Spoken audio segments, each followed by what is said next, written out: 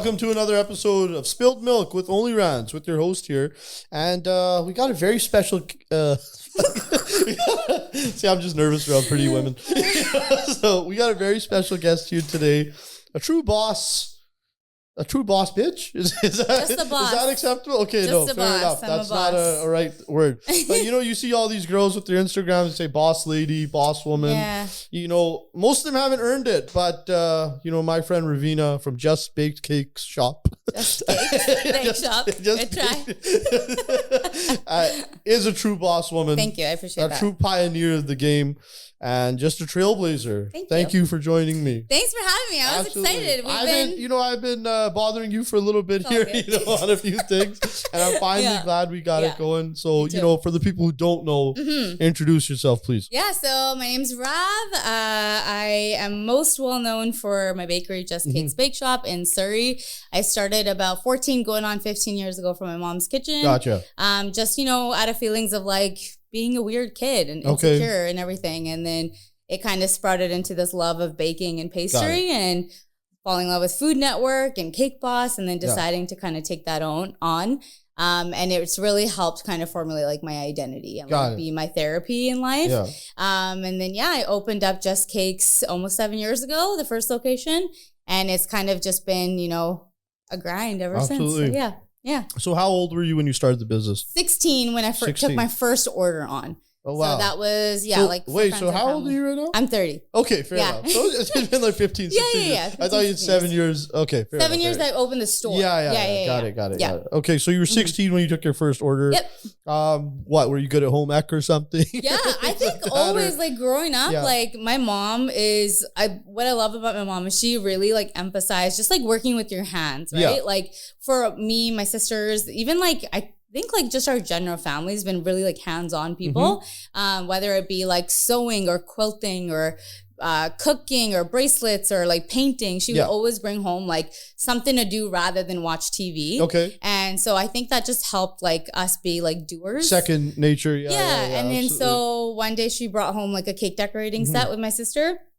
My sister and I both made a cake. Yeah. She hated it. I loved it. And that kind of started everything. Yeah, gotcha. Yeah. Now, I mentioned you said you watched a lot of Cake Boss. Yeah. I watched a lot of Cake Boss as well.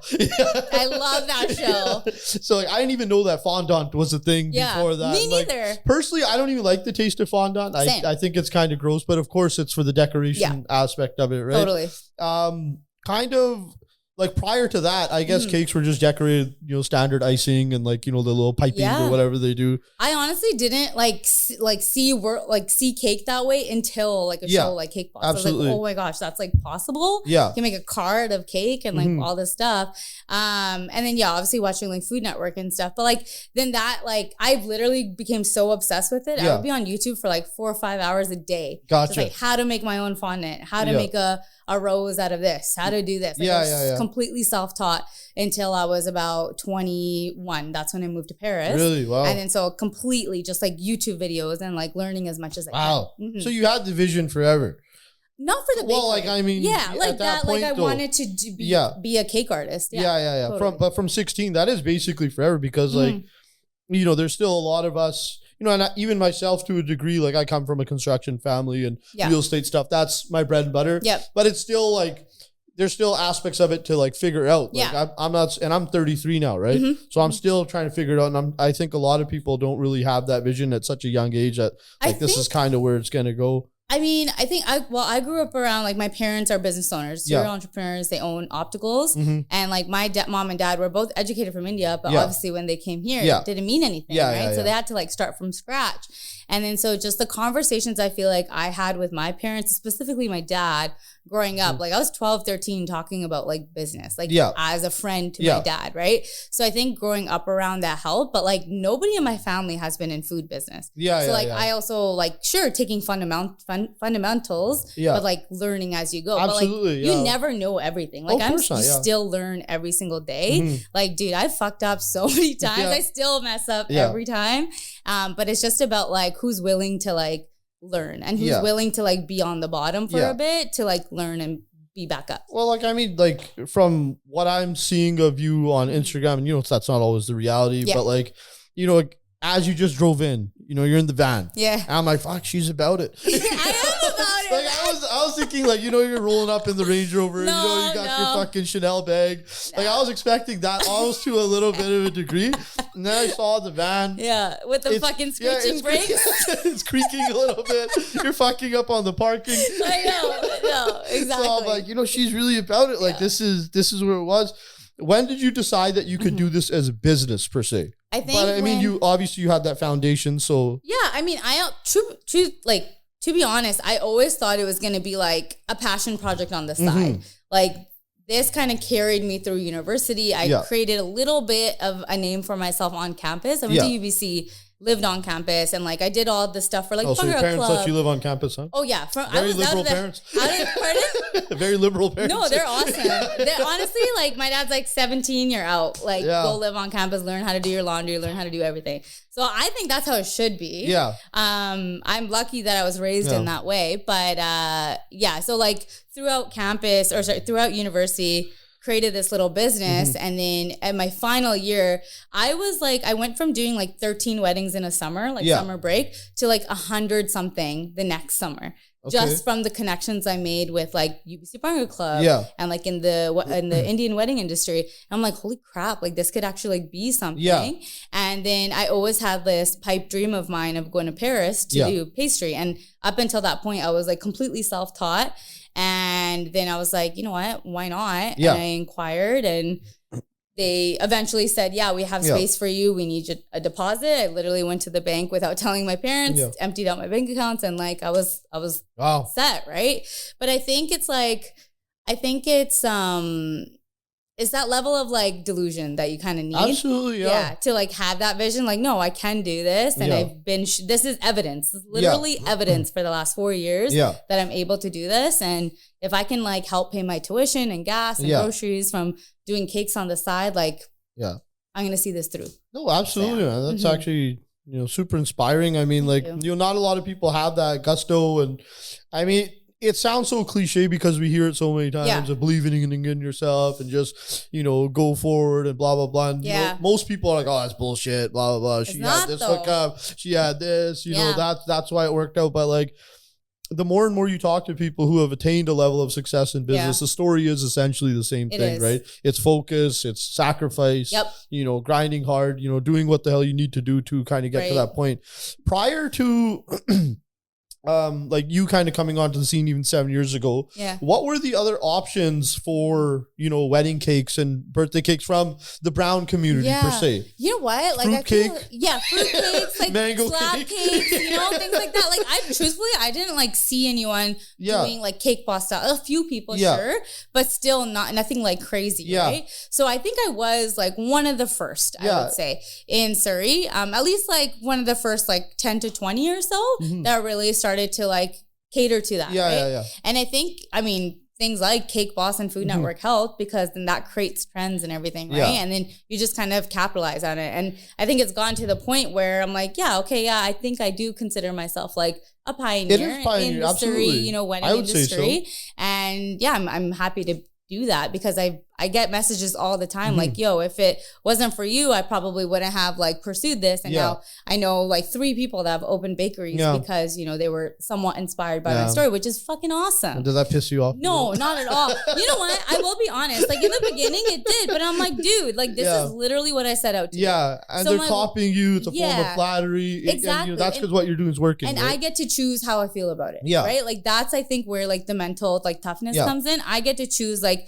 okay, like I have the privilege of being, you know, a pioneer. I can either run with it and like adapt and evolve with it. But if someone beats me on my own game, that's my fault. Yeah, absolutely. Right? Like, go ahead. Absolutely. Like, you have every right. Cream rises to the top. No, exactly. Or icing. What's that? As a cream rises to the top 100%. Or icing. So if someone tomorrow was gonna go capitalize on cake jars and they beat me at my own game, that's my fault. Absolutely. Yeah. Now, you know, and that's a perfect segue into this. So you get into the cake thing. Yeah. When after Paris, like how many years were you in Paris when you decided I was only there for 4 months. So like 1 semester, but it was like every day, 12 to like 18-hour days. In the kitchen slaving. And at that point you come back here, you go, look, mom and dad, like I'm down to do this, or was it that quick, or was it still that quick? A little bit of literally, I landed. I still have this journal that I wrote in, and I was like, in a year, I'm going to open up. Yeah. And then, so that was August of 2016 that I came back. And July of 2017, I opened. Gotcha. So like I was like, no, I'm gonna do it. One of these manifestation people. Oh, 100% I am. 100% I am. Talk all the shit you want. I'm scared to see what your bedroom looks like. You got a mandala tapestry, some crystals and shit. I have no crystals for me. It's just, I think it's just like you set the intention and you absolutely. Like I don't necessarily believe like, oh, you write it down, it's gonna for sure. No, you gotta do the work and and then it will fall into place. It's a focal point, right? Exactly. Yeah. Because I think like, I mean, my background's in psychology. So it's like, you know, the concept of selective attention. If I tell you, you know, red punch buggy, you're going to probably see like 3 today. You know, because you're thinking about it, right? 100%. Same thing is like, if I'm like, okay, I want to get into YVR airport vending machines. I'm going to put that right there. And then now opportunities are going to present themselves and I'm seeing it in that lens. Absolutely. That's all it is. Right. And you know, the outside person, you know, or the lay person looking at that, like it probably seems like such a complicated path, but realistically, when you kind of get into the nitty gritty of it, it's more straightforward than you probably think, right? Oh, definitely. Like there's barriers, obviously. For sure. And there's hurdles, but you know, that's kind of what it is. You open up the shop now, I guess. I guess primarily you're focused on weddings, girls' birthdays, girls' divorce parties, drug dealers' drug dealers' birthdays. You gotta have the Gucci cake. Yeah, right. Oh my god, the amount of you have to make cakes. Those ever? Oh, plenty. Like especially when I was doing it from home. Yeah, I had a lot of questionable stuff happen. Yeah. But now, like obviously, it's a lot more streamlined. In the beginning, though, like when I first opened up, it was all like custom, all that kind of stuff. But then COVID happened and just changed everything. So do you guys take requests for erotic cakes? Oh yeah, I made them at home. And my mom was like, "Fucking hilarious! Like this a is cock hilarious!" Cake? Yeah, yeah. It was like, oh my god, this is really not safe for work. But I did them at my house. I was comfortable doing it at my house. But definitely not at the bakery. Like It's so funny that I wouldn't do it now. So I've done like a couple, but I'm like, you know what? I just don't find them very tasty. Absolutely. But they are tasty. They are tasty. Just not very tasteful. Okay, so you're killing it with that, and now you see the cake jar thing. Yeah, I first saw the cake jar concept on Shark Tank. Yep, same. That was the Wicked Good Cupcakes or whatever it was. And they're like one of the top Shark Tank like deals. Yeah, absolutely. Yeah, and it's just crazy. It's so it's just a light bulb moment. Yeah. So easy. I've eaten the cake jars numerous times. Yeah, awesome. Awesome. Awesome. I think my girlfriend really likes them too. Sitting on the couch. Yeah, no, we love those, and so that becomes like how much of that overtakes your business at this point? Oh man, it's pretty nuts now. So I started doing cake jars when I was still at UBC. That's when I first started it. Definitely inspired by the Shark Tank episode, Pinterest, things in mason jars were such a fucking thing for weddings and salads, whatever, right? Have you ever had a wine in a mason jar? No. When they make the stem? Oh, I have actually. Yes. Like the cup, right? Yeah, drinking cocktails out of them. Yeah. I feel like a fucking asshole. Sounds like a Kitsilano thing for sure.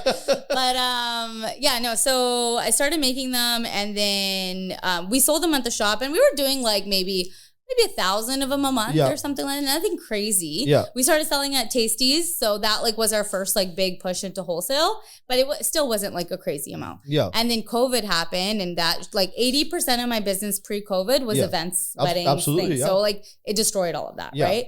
And then so in COVID, we kind of had to pivot. I was like, okay, well, the cake jar is already individual. It's hygienic. It's in glass. So it's sustainable. So we just did a huge push on that. We converted everything to jar form for a little bit, and dude, it went nuts. Yeah, we got calls from Fresh Street Market, we got calls from other wholesalers. This is a great pivot, and then that became basically 80% of our business after that, right? And then we went from doing 1,000 cake jars a month to now we do 15,000 cake jars a month, and it's even growing even more, right? Yeah. And then in COVID is also when we decided to do the vending machine. So then that was a whole different type of business too.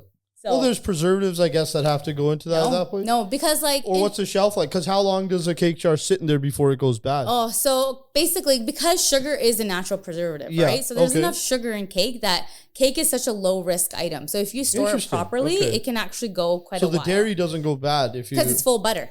Full fat and everything like that. We don't put a lot of milk in it. Yeah. But I will say, like, it's 2 weeks in the fridge and then 6 months in the freezer. Okay. So a lot of these places that wholesale, they'll get it from us fresh, they'll freeze it, and then they rotate their stock. Got it. So yeah, we still pride ourselves on, and we will still continue to pride ourselves on small batch baking. So we're only making in an hour, maybe 100 jars at once. Yeah, and I know like people hear that and they're like, why wouldn't you like streamline this? And I was like, yeah, we're trying, but I would rather have a crazy, awesome quality product because people are paying for that. Absolutely. Right. And I don't want to cheap out on that. 100%. So yeah. So you're kind of at that, spot, which is, brings me on to the next point.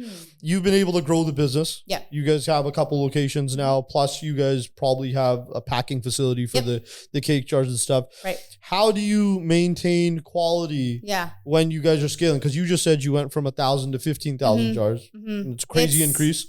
Yeah, it's hard. It's been hard. And it's like, sure, like there can be one thing that changes. Like let's say our butter supplier had to change a few months ago, or sugar, and that fucks up everything. Yeah. Then you have to rework everything. Oh, 100%. Because if you're a customer who's like not like, who doesn't eat a lot of this sort of thing, and you get one jar that sucks. One impression. Yeah. It's like, fuck that. I'm not ordering that again. Exactly. Right? And like, sure, we've had our mess ups and stuff like that. But like, I think what I'm good with business is transparency. Yeah. So like I tell my customers, like, this is what happened. This is probably what went wrong. Like, let me make it up to you kind of thing. Right. It's still very much like that. But yeah, to scale up has probably been the most like difficult thing of my life. Because like you want to invest this money in machinery, equipment, better packaging. And like, sure, here's like 50K for that. But then how am I supposed to like manage what I have currently going on? So I'm investing in the future, but like in like food and beverage, you have like 10% margin if you're lucky. Yeah. So it's like, okay, it's like such a balancing act. Now, building the team around you, that must be a very challenging aspect of itself because, this is your baby. You've grown it to a thing. You seem like I wouldn't necessarily say you seem like a perfectionist, but you seem like someone who's just driving the entire business like your way. It's your vision. True. How do you find people that kind of share in that vision? Yeah, I think I've had to learn this over the years, obviously. Like before, like I wouldn't. And do you micromanage? I used to. Okay. And then like I'm getting better at it. I mean, I left this is just recently. I left for a month. I was in LA for a bit. Yeah. And like I was forced to be out of the business. Yeah. So the months leading up to that, everyone knew that was coming. Yeah. So that was the whole goal. Is like, how do we make Rav like not micromanage and like pull her out of the business? Yeah. And they got it done. So that was like evidence right there. Like I'm in my own head, clearly. Yeah. They can manage just fine without me. So it's like, okay, how do we like make that the normal day to day, right? As a boss, are you kind of a jerk? I don't think I am. I actually don't think I am. Yeah. Okay, well, somebody who doesn't like you, would they say that Rav's a jerk? I actually don't think so. I think I'm quite lenient to my fault, like to a fault. Because I feel like, I'll just do this for somebody. Yeah. But then that gets me out of like where I should be kind of thing, right? Yeah, so it's like I'm trying to get better at it and letting people make mistakes. Because you're right. I did definitely micromanage. I still struggle with it. And like I want things to be perfect because it is my baby. Absolutely. But then you also have to like take things with a grain of salt. It's like not every, bad review or complaint is directly at me. And like it is what it is. Someone could just have a bad experience. Sure. A bad day. And we're allowed to have bad days too. Yeah. And like we're gonna mess up and it's just problem solving, right? Yeah, 100%. So like I mean, I think it's kind of corny to say, but as a woman in business, like sure. I hate that though, because like, I mean, I think it's come so far now and like, there's just so many women that are just killing it. Absolutely. Especially from the Punjabi community. Was there a point that you kind of had to feel like, I like really have to, be fierce and kind of like edgy to like make sure no one's fucking me around? Because with Aperne, let's say the factor of collecting money. I deal with this shit all the time because I'm collecting money from clients. I have to pay my trades sometimes, and it's this whole balancing act of like, Aperne have this thing to like not want to pay right away. How do you deal with that? So maybe I can learn something. Yeah, no, for sure. So I mean, to speak on like the woman in business thing, like when I was first doing my first location, nobody wanted to talk to me. They all thought it was my dad's business. Okay. So like I definitely feel like I've had to up my masculine to be like, no, don't mess with me. I'm writing you the check. And like, if you mess with me, you're not getting a check, you know, kind of thing.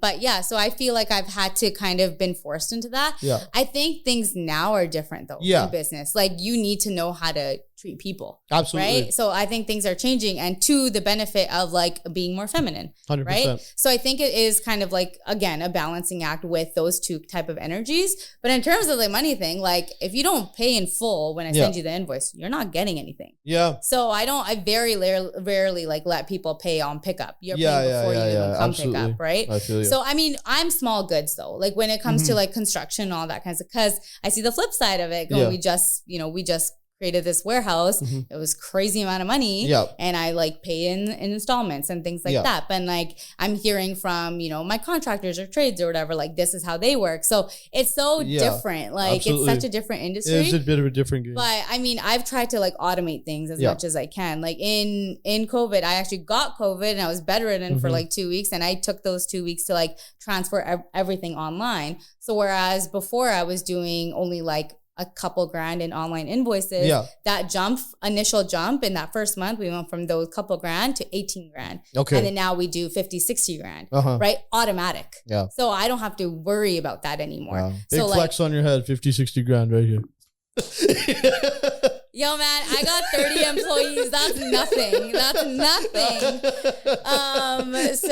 But what I mean is like, it's just like the power of systems. And I'm a huge systems person, but like to be able to scale, you have to, right? Yeah. And like, I don't have a perfect by any means, but like, I feel like I've gotten to the point where I'm like, okay, now I can make tweaks and make it even better and make that even better. So yeah. Oh, fair enough. Yeah. Okay, so, I see by the ring on your hand, you're married. I am married. You're taken. Almost 3 years. Yeah. Oh, 3 years? Well, married 3 years. We've been together for 12. Oh, wow. Almost Congratulations. 12. Yeah, awesome. Thank you. Beautiful. Yeah. So, almost high school, I guess, or no, college? University. So we met as my second year, his third year. Yeah. Okay, gotcha. As a woman in business, dealing with the relationship, because you got your own life, you're doing shit. You don't have the energy to, deal with it. You have a long day. Yeah. Does your husband make more, and without getting too personal, does your husband make more money than you or less money? We're kind of on the same. No shit. Right now, he makes more. Power couple. But keep in mind, as a business owner, like, sure, I'm saying these big numbers, but I don't take a lot home. I reinvest like majority there's expenses. But no, like he makes more than me right now, and he's truly like a true like partner in the sense of the word, right? And I think you kind of go through ebbs and flows of it. Like both of us, I mean, he's a huge like Kobe and Nipsey fan, and I think that has really like influenced how he carries himself. And like being a brown man, in which way exactly? Like in terms of like hustle and like motivate people, and like you're a team. Like you're not. It's not.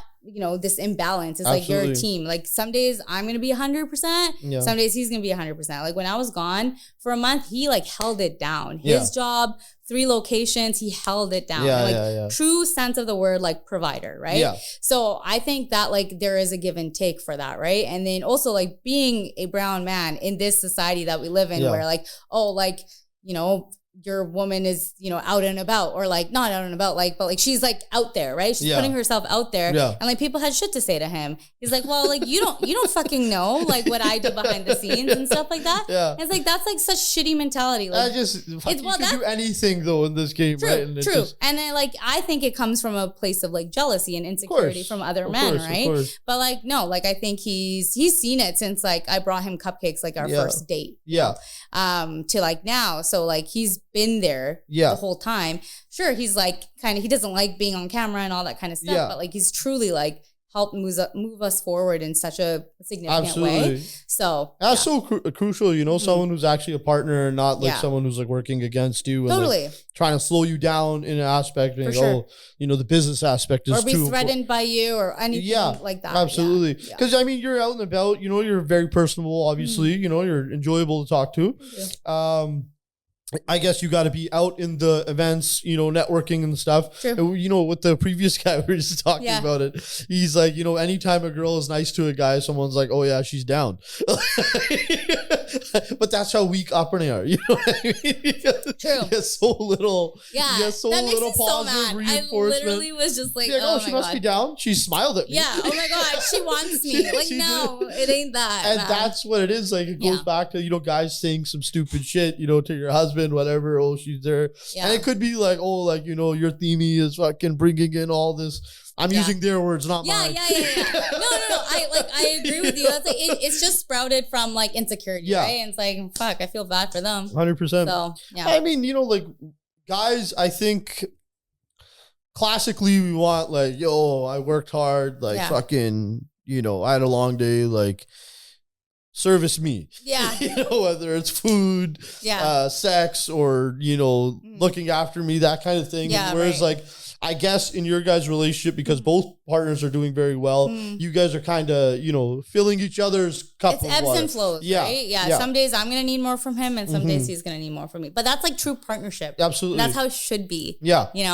So it's like, I think a lot of the times, like, especially like in our, society, people put so much emphasis on like the wedding versus the marriage. It's like, or the partnership, right? Like they date to marry, but then when they get married, then what? Right? It's like, it's ridiculous. Absolutely. They're not like compromising and all that kind of stuff. Like the in-law stuff. There's all this other family dynamics and all that kind of stuff. Did you guys struggle living at home at all, or do you guys? No, I still live with my in-laws. Yeah. And everything's sorted. Everything's great, man. Like, I mean, I feel like I'm in a huge place of privilege, right? Because like my in-laws are awesome. My parents and my in-laws, like, they're very similar personality-wise. So I think that just made it easier. Yeah. They're very respectful of our space. Like, we live, in the basement. Yeah. We have our own separate like comings and goings. We don't expect a lot.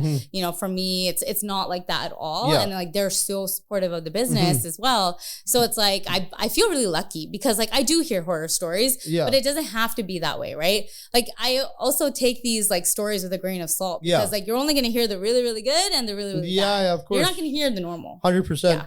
I was watching this thing where like, they tell people to not complain to their friends about their partner. Yeah. Because generally we talk about the worst aspects. Yeah, that's so true. Your close friend is hearing, okay, she was late. She fucking said this to me. She said that, but none of the positives being said. Exactly. So that guy's stacking up this book in his head. Yeah. And he's writing all these pages like, okay, no, she's garbage, dude. You gotta let her go or whatever, or vice versa, right? The guy's garbage, and now it creates this thing. So in terms of like that, in terms of keeping like a healthy relationship, of living at home, a lot of girls don't want to do that anymore, right? How do you kind of work around that? Like, and do you think you have to work towards it, or like it's just been easy for you? No, I think you have to work towards it. I don't think people want to have the conversations that need to be had. Like, for example, like having open conversations with like your mother. Like, I was like very open, like, Mom, I need my own kitchen. That is my boundary. Like, I want my own kitchen. I want my own space. Do my thing. That's my happy place. I want to make it my own. Right. And I think that's like a reasonable ask. Right. I'm like, if I get that, I am so happy to be here. A woman who likes to be in the kitchen, huh? I'm in the food industry, bro. Like, what do you mean? Like, I want my own space. I want to make your heart out. Raveena is the gem of Vancouver, Surrey. She loves to be in the kitchen. Fuck, man. But so like having those open conversations, like, Mom, I liked it when you said this. I didn't like it when you said. I would say that to my own mom, right? Like, and like it's never going to be the same relationship. So when people say, "Oh, treat your mother-in-law like your mom," that's not going to happen. Because your mom raised you, right? But you can try. Can you even be better to them? Sure. Or like, at least with respect. Like, we also have to take, like, I think Pammy mentioned this in her podcast. Like, it's their first time at life too. So just give a little grace, right? Like, ask them how they feel. Ask them how they grew up. Ask them why they are the way they are in different ways, right? Like, my favorite thing is when my mom and dad are just sitting down on the couch and they're telling me stories about like India and like the stupid shit they got up to, right? But like, same thing. Like, just treat them like humans. Treat them like a different person. They're not just like this person that's trying to make your life hard. Just try to understand them. Absolutely. And if you still don't, and you do have like, if you're butting heads, then maybe that place isn't for you, and then that's okay. Yeah, I feel like I struggle with that with my parents in terms of like viewing them as humans. Like they're my parents, right? Yeah. Like it's very rare that we've had like real conversations per se, humanizing conversations. Yeah, and it just doesn't really happen that much because like even like me and my dad talk about. My dad's like a fairly jolly guy, but he can never really get to like the nitty gritty of it. He's got a wall. He's not a deep guy. Like he doesn't get deep. No, he is deep, but it's like to us, it's always been a little bit different, and the same thing with my mom. And my mom talk a little bit more, but again, like those like really in-depth conversations, like even like you and I are having, like it's never happened, a conversation like this. Is that something that you want? I mean, I think I'd like to at some point view my parents as humans. Yeah, of course. Because I can talk to my friends' parents or things like that. Yeah. And, like, why do you think that is? Do you think there's just like a barrier? I don't know. I think so. Yeah. Like he's just like really seen himself as like I need to provide for my kids, so they always need to see me in a different way. I don't know. I think my dad would even like to have that, but it just there's different stuff, right? And my dad's a pretty like he's like a soft guy. He's not like he's got a hard side to him. Yeah. But he is like a loving, nurturing type of guy. But we can just never get to that point of having that conversation. The more I speak to my friends about it, it's the same thing. We can talk to other people's parents so much easier than ourselves. And I got that situation with my brother as well. Like we're cool. Yeah. But we still have this like butting heads thing that like we can't like really we can't break through for whatever reason. It's interesting. It is interesting. It's a condition of maybe myself or the community or however. This is just like I guess you spoke to like having walls up, right? Yeah. Like why are those walls up with their own family? I don't know. Yeah, I don't know because I think it always equates to this one thing is that when you grow as a human being and over the years you change, like you were someone else when you were 15 or 16, you become 20 and you're in those early adult years, and now once you get 30 you're a different person. A lot of growth is almost not accepted by the people closest to us. That's true. Because they knew us back then. Yeah. So when you meet new people, you can see like they get to see the new version of you, and they know you from that day forward. Whereas other people are like, oh, like that's not who you are. I know who you are. You're that 12-year-old kid. You're that 11-year-old kid. You're that 15-year-old kid that made this mistake, and you were like that. Yeah. So that's a big thing that we kind of do, and I think as a total community, we need to overcome that, right? How do you though? How do you? I don't know. Maybe you don't. Yeah, maybe you don't. Maybe that's why like the appeal of like moving far away and starting over is so, enticing for so many people. I mean, I know it is for me. Yeah. So it's like, well, where do you want to go? I don't know. Like, I think like sometimes I go back and forth. Like I'd love to go to Europe again and like truly live there and like immerse myself again. I don't know. I just kind of, I want a simple life. Like, I want to never have to worry about a bill. Yeah. That's like, I don't have a number figure of what I want to make. I just never want to like worry about a bill. Yeah. And like, just do what I like. And I don't like crazy expensive things. Yeah. But I just like, I just want freedom. Yeah, like you want to drink on the beach or maybe in a forest. Or in a forest and like read a book and like write. Like, so before this, I was so into writing. I wrote a lot of like fantasy, like fairy books and like whatever. Like I was a super nerd. Played RuneScape, like, all those kind of stuff. Yeah. Hacked Neopets. I'm a bit of a writer myself. Yes, I know.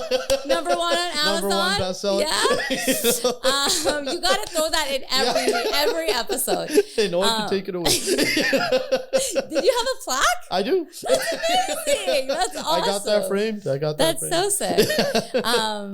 So like I want to like tap more into that. And like the theme of like my year, I know that sounds super fucking cliche too, but like it was like for me to like be me again. Yeah. And like I want to be weird again. Like, like I know that sounds I just want to unapologetically be oh my God. And like if you can't handle it. Then, like, no, it's just for me, like I've been literally everyone just knows me as Cake Lady or like Just Cakes. I don't have a name. Like so I'm like, no, I want to like make my name again. Like for me. Like I am, more than that. Yeah. And that's all it is. Absolutely. And like I quit so many like volunteer things and like boards that I was a part of because it was all connected to Just Cakes. And of course I love my business, but I want to have like a sense of my own like identity. Like, I like to rave. I like to Big raver. We need to go. Peace, love, unity, respect. Plur.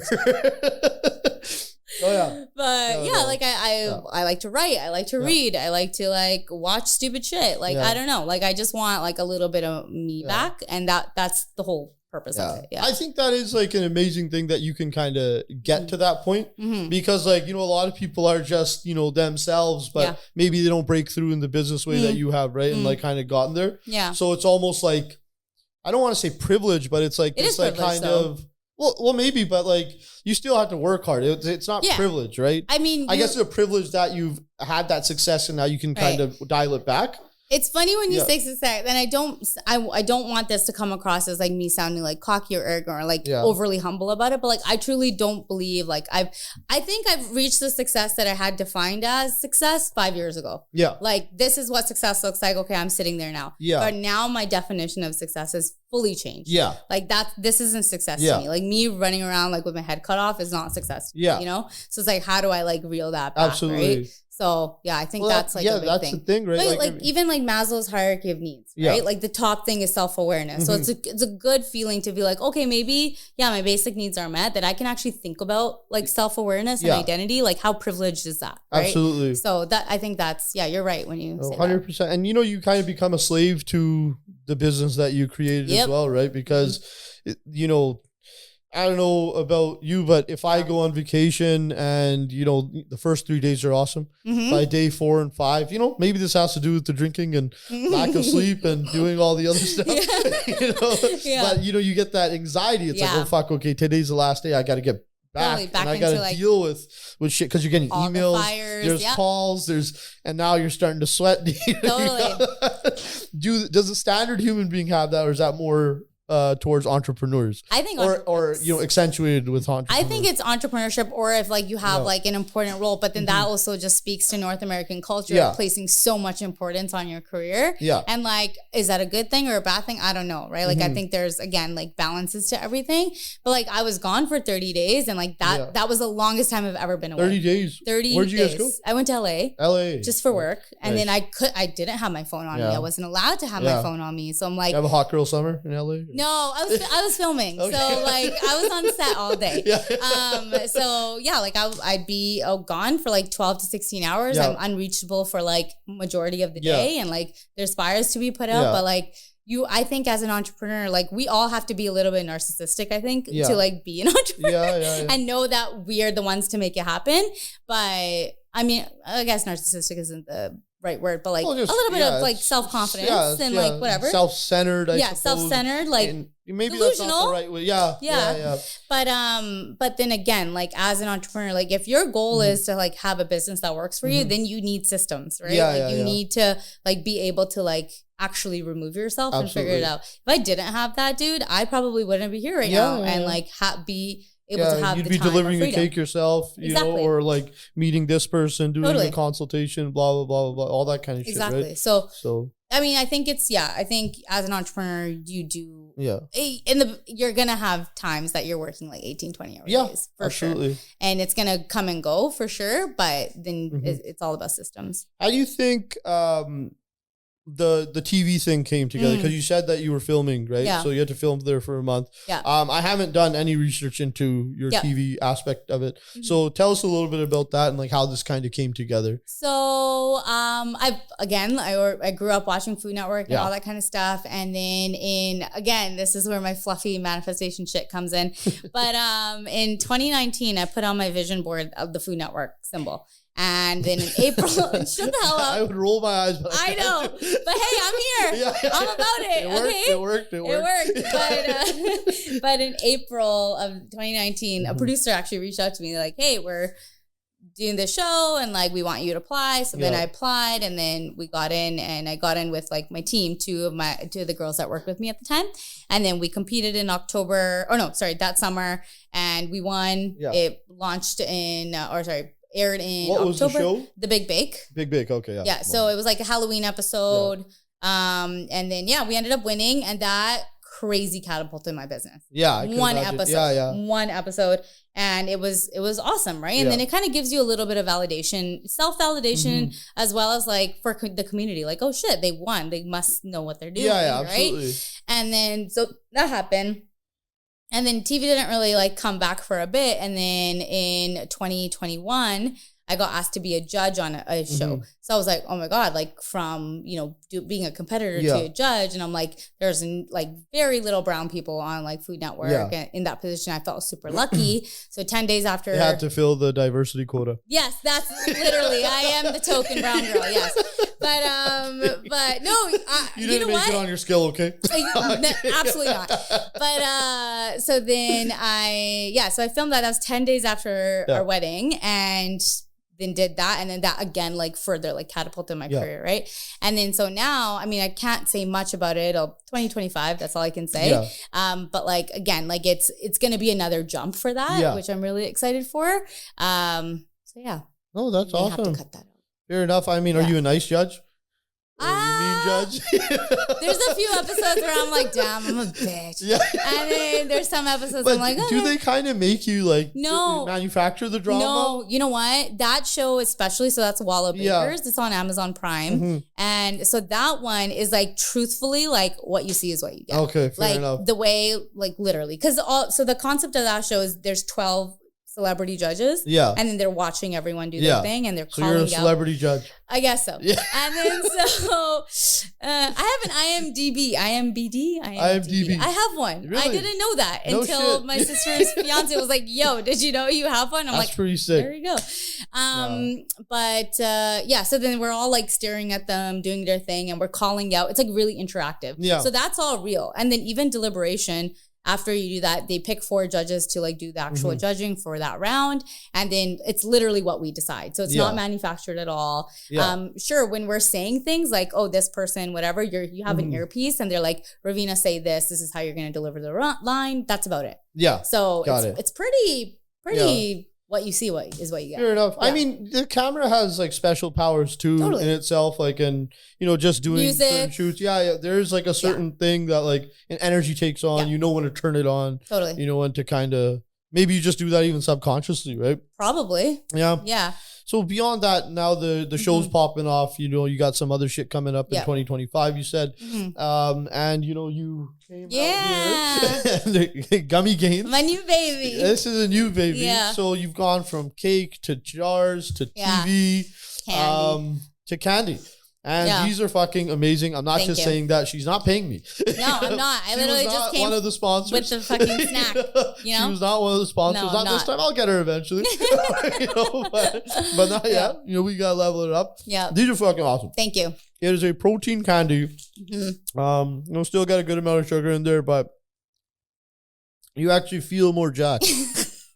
We gotta make a commercial. Just like eat it like Jack. That's funny. I feel way more Jack eating these. So where does this come from? Or was this always on your vision board? No, dude. This was like one of these things that like just literally fell in my place, and I had the decision of if I want to go for it or not. So my 2 partners are amazing. Their names are Ben and Mark. So this was their idea before they met me. Got it. And they were trying to find someone to like help them with the recipe formulation. They talked to food scientists, all that kind of stuff. And then it wasn't where they wanted it to go kind of thing, like the taste, texture, whatever. So they found me. I was like under an NDA for a bit, testing out the recipe. They weren't sure if like I was going to be a good fit, right? So my whole purpose was to just help them with the recipe. Got it. So I did that. I presented it to them. They loved it. We worked on it some more. And then we decided, all 3 of us, like, let's open a proper company. Let's actually see this through. And we're all game, we're all equal partners. And then so we like truly like just started, right? And because like this is a huge like gap in the market that I feel like we could really, take over and like be pioneers in that. So once the recipe was solidified, we went through like every Sunday we would meet up at the warehouse and like just test. And that's it. And then like little tweaks, like a gram of this, 2 grams of that, like figure out the perfect formulation. Finally got it. And now we're in production, and we've only launched like 4 weeks ago, and like it's nuts, like the response that we're getting. So, well, it tastes awesome. Thank you. Well, I think that's the thing. I think like this took 2 years. Yeah. Like people are going to see like, oh my God, this is overnight. Like, no, dude, this took a while, right? Yeah. From the branding to the execution and like things take time. Like good things take time. Absolutely. And like, that's why we spent so much on the formulation, so much time and energy on it. So because it sells itself. You try it, you're like, yeah, get me a case. Yeah. Right.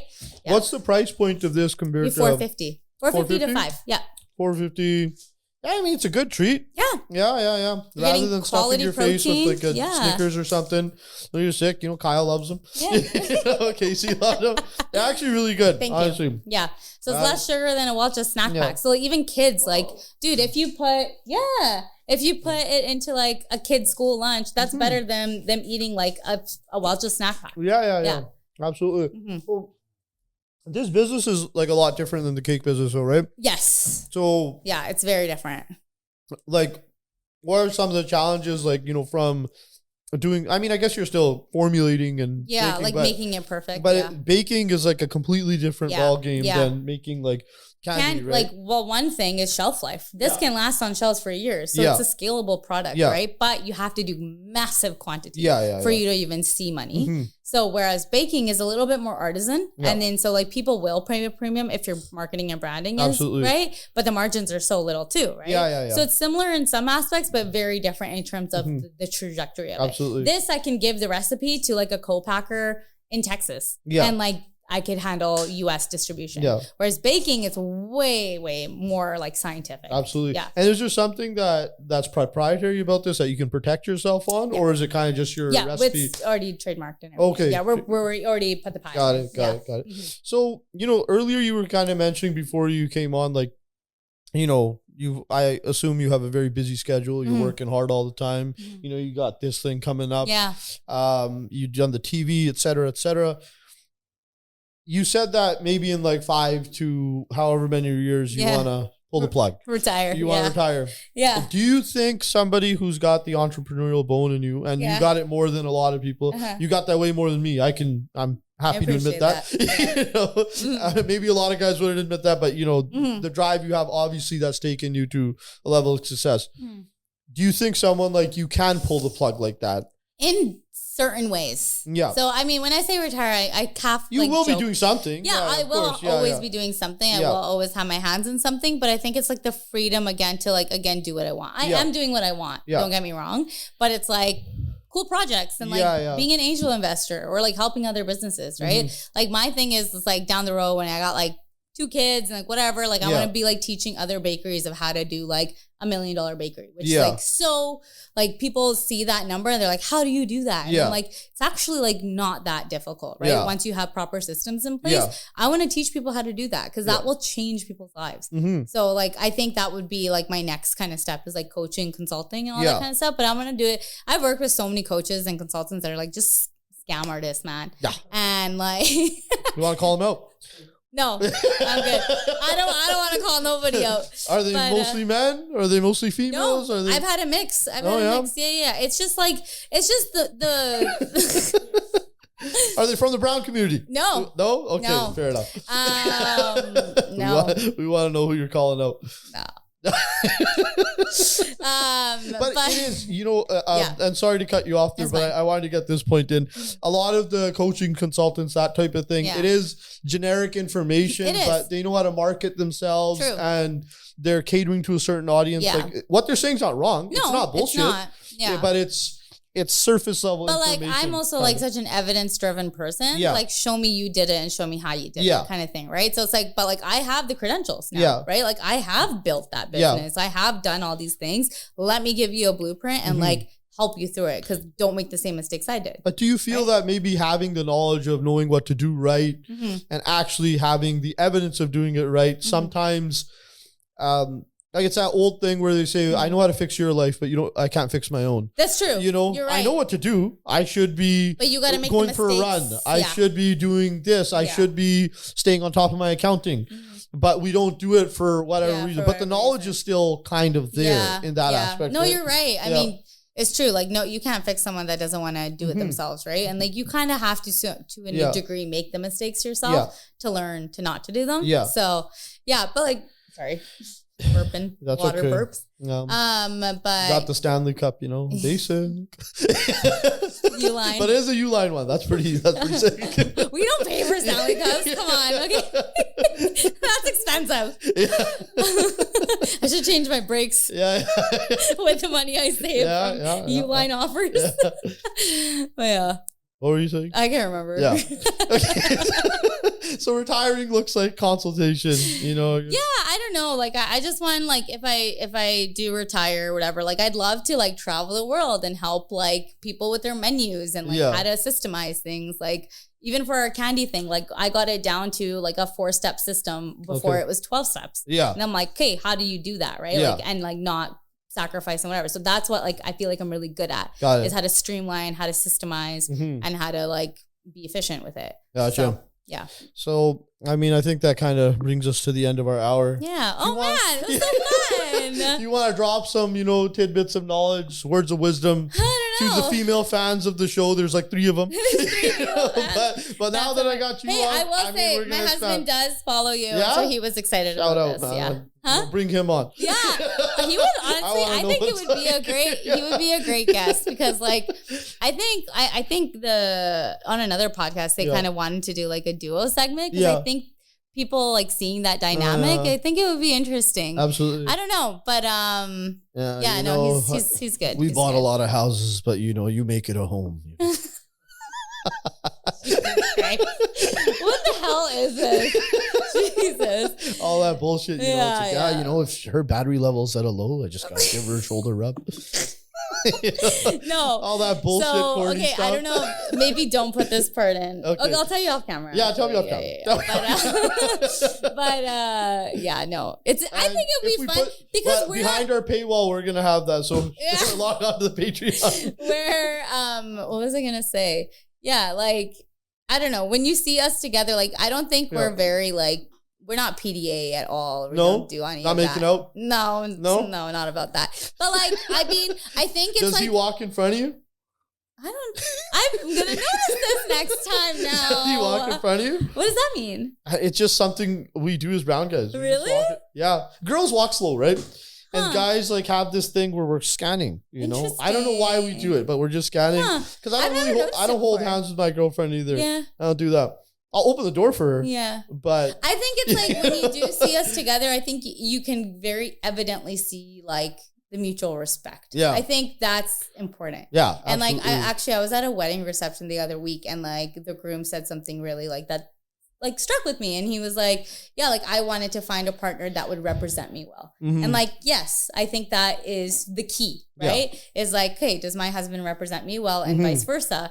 And so like, you don't want someone that's going to just talk shit about their partner all day, right? Like, just some of the time. Pardon? Just some of the time, just venting to like 2 people. When we're drinking. Yeah. But yeah, no, I think it's like, I think he represents me well and I hope that I represent him well and like, I mean, shit talking the partner's never personal either. Yeah. It's guy talk. It's not shit talking. Yeah, I mean, like you obviously you have vent sessions and stuff, but like, guys have vent sessions more than you think. Really? More than you think. She did this today. Well, maybe not about the girl in general, but it's just stuff to talk about, right? Because when I was single, I didn't have that problem, right? I just complained about not having women. And then writing poetry about it. Yeah, absolutely. There you go. I've been through the ringer, number 1. Are you going to get married anytime soon? Is that for you? I will probably be married in a couple of years, I'd say. We've been together 4 now. Pardon? Yeah, we've been together 4 years now. June 22nd was actually the first day we ever met. Wow. She was a fan of the book. No way. Yeah. See, that's awesome. So I believe in that cliche bullshit too. Yeah, man. Of course you do. You're a fucking softie too, man. What are you trying to play? Do what you love, and the right people come into your life, and all that bullshit. Yeah. Words of inspiration for the kids. Yeah. I guess all I would say is don't be afraid to work hard. I think we live in a society of like we have no fucking delayed gratification, but you need. Absolutely. You need that. Like nothing is overnight. Nothing is a quick success. Everything requires a lot of fucking work. Shut the hell up. You're rolling your eyes so hard. The shittiest fucking self-help book you ever I know. No, but like also I can't wait to read your book one day. One day, man. I have a couple of chapters written too. Don't be afraid to work hard. Chapter 1.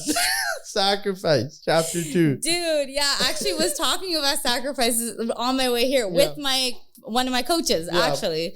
So, sacrifice. Oh, but you anyways. have a coach.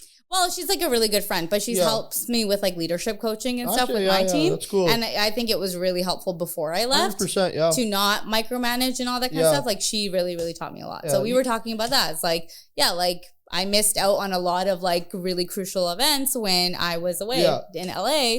But I'm like, that is also a sacrifice, Absolutely. Right? It's like, well, that's crucial. I mean, that's kind of like a humbling thing or a humble thing for you to say is that, you know, even at your level, you still require mentorship or coaching. Oh, definitely. And like, you know, a lot of people might have an ego about that, but like, you know, the greatest athletes in the world have coaches, right? They have people helping them along. Yeah. And it takes, it's not an individual effort all the time. Right. You know, you need that. I mean, look at like Tim Grover and Kobe and MJ. Tim Grover's like the GOAT. Like I have Relentless tattooed as well because I read that book every year. That's my Bible. Interesting. So it's like, you know, if you want a good book, Relentless, Tim Grover. I'll get on that. I never read it. No. It's really good. It will kick your ass. My whole thing when I was sold on Tim Grover was when I watched Last Dance. And there's this one part where like he's almost crying. Yeah. You know, because he's like, and I asked Michael, when do you want to come back and work out? And he's like, tomorrow. Yeah. And he's like, his lips quivering and his eyes are red. I'll see you tomorrow. Yeah. And it's just like, holy fuck. Like, it actually, like, it does. Even saying it right now, I got goosebumps. Yeah. Dude, like, he's literally like, if you, like, winning success or whatever is like not for the faint-hearted. You have to be willing to like fall the fuck down again and again and again and again. And you win for one day and tomorrow you're going to start over again. 100%. Right? Like every day is different. Thank you so much, Raveena. Thank you. It was a blast. Yay, I'm excited. That was really good. Awesome.